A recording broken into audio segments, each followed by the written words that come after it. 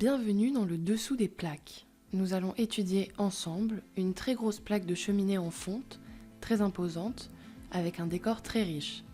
Nous allons analyser et dater la pièce par 3 aspects, technique, iconographique et bibliographique, mais ce dernier servira surtout à confirmer les analyses précédentes. Commençons par la technique. Dans un premier temps, il s'agit d'une pièce très imposante en dimension, nous dépassons le mètre à la fois en largeur et en hauteur. Avec une épaisseur de plus de 4 cm, le poids total est autour des 200 kg. C'est beaucoup. Cela veut dire que le fabricant n'a pas hésité à utiliser beaucoup de matières premières malgré le coût. Une commande sûrement d'importance.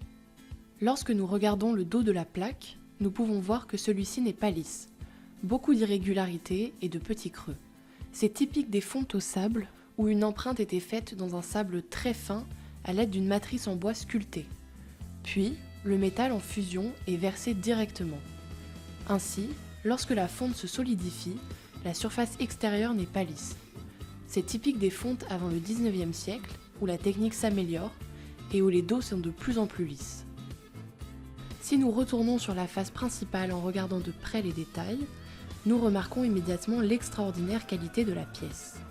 La technique de fonte est extrêmement fine et détaillée, avec le décor sur les petits casques, les ficelles sur les tambours, la corde tressée ou les poils de la crinière du lion. Très intéressant, les ailes couronnées ou les arêtes de la lettre sont particulièrement vives. C'est techniquement très dur à faire car il n'y a pas de reprise de cisure sur la fonte. Une fois fondue, c'est terminé. À partir de ces différentes techniques, nous pouvons affirmer que cette plaque a été réalisée à partir de la fin du XVIIe siècle, avec une extraordinaire qualité d'exécution et une grande quantité de détails qui nous permettent d'ajouter qu'il s'agit d'une commande prestigieuse, car bien au-delà des standards de qualité de l'époque. Tâchons maintenant de comprendre le contexte de la commande. Ce que nous remarquons en premier, au centre, c'est les fleurs de lys, symbole de la monarchie française depuis Charles V. Elles sont surmontées d'une couronne, elle-même ornée de la fleur de lys. Nous sommes clairement devant les armes de France et la couronne royale. Celles-ci sont entourées de colliers des ordres du roi.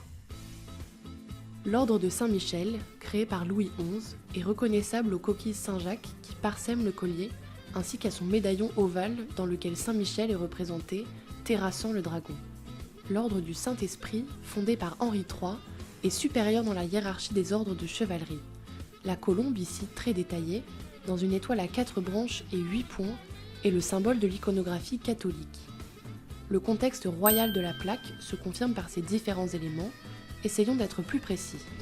Au sommet de la plaque, un visage masculin de face où émanent des rayons lumineux. Il s'agit d'Apollon, juste en dessous de lui, 2 plantes de part et d'autre de la couronne. La première est une branche de laurier, symbole du dieu grec. La seconde est une iris, ancêtre iconographique de la fleur de lys. Le message de la plaque est clair, les armes de France sont sous la lumière du dieu Apollon, avec l'union de sa plante et celle de la monarchie française. C'est bien évidemment la symbolique de Louis XIV. Cette iconographie était mise en place lors de son règne. Mais pouvons-nous aller plus loin dans l'analyse ? Nous remarquons qu'il y a énormément de trophées guerriers représentés sur la plaque. Des lances, des drapeaux, des tambours, des casques. C'est tout un discours militaire. Or, nous savons que Louis XIV avait beaucoup fait la guerre dans la première partie de son règne.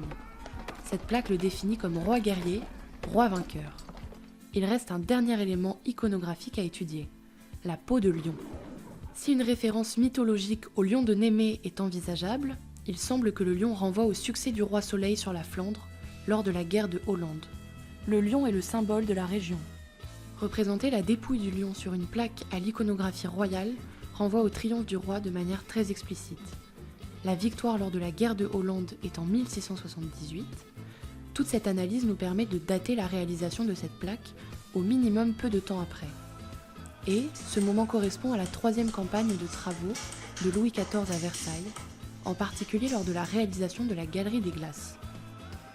Le discours iconographique de ces travaux, qui s'étale de 1678 à 1684, célèbre également les succès militaires du roi Louis XIV.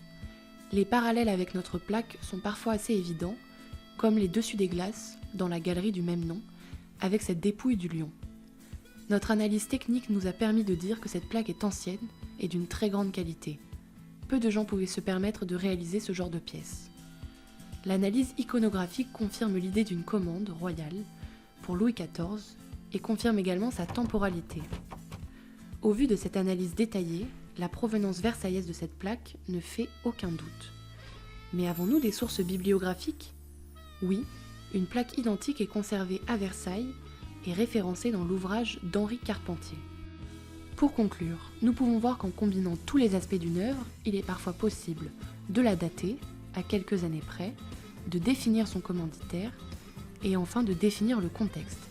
Ici, le triomphe du roi Soleil qui célèbre ses victoires militaires par ses travaux à Versailles en 1678.